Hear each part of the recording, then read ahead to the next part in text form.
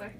So this activity, like I explained earlier, is kind of about as you're getting older, right, you have more independence and you have more rights, and how are you going to use those rights and your education especially and the privilege of having the education you have to benefit other things and whether you feel like that's a necessary thing.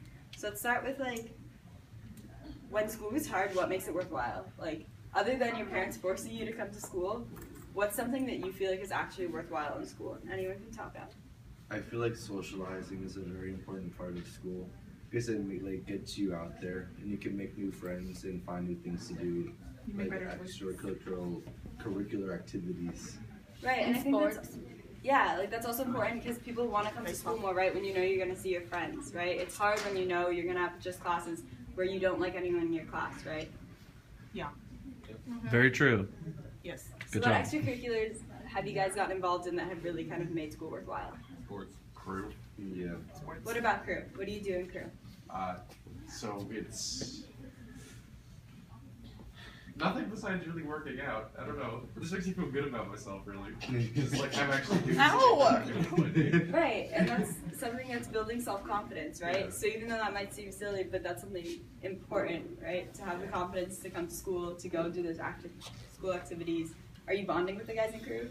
Yeah, it's some of the freshmen. Yeah, right. So you're making other friends. What other activities have you guys gotten involved in? Okay. Basketball. Vita? Tennis. Are there any other things that aren't sports that you guys have gotten involved in? Student government. So what do you do in student government? I'm the president, and so I'm like in charge of planning a lot of events. Right, so when thinking about all these things that you guys are able to do in school, right, we have a lot of sports we offer here at Washington, and we have a lot of clubs. We have computers for all of you guys, right? Do you guys ever think about your educational privilege? And if you don't, like now that you are thinking about it, what comes to mind when you think about that? I think about how fortunate we really are, but we don't really appreciate it. Spoiled.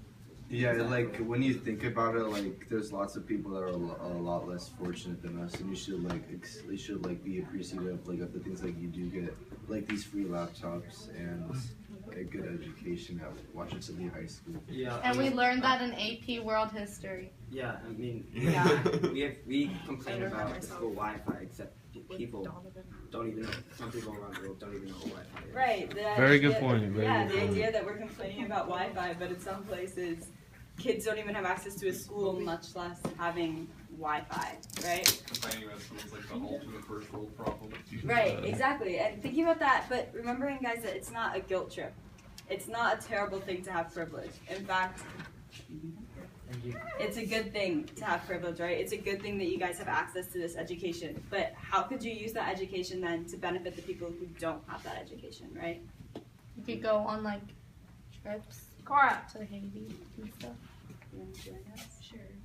So we're talking about educational privilege and kind of having the privilege of living in a place where you have all these rights and have all these opportunities with education and the things we can do that would help share that privilege with other people, right? So you say going on trips, Vita? You want to expound on that? Like going to Haiti and helping the kids in need and giving them the essential stuff that we don't really think about, like water. Yeah, right. Anyone on this side? I agree. Good. Okay.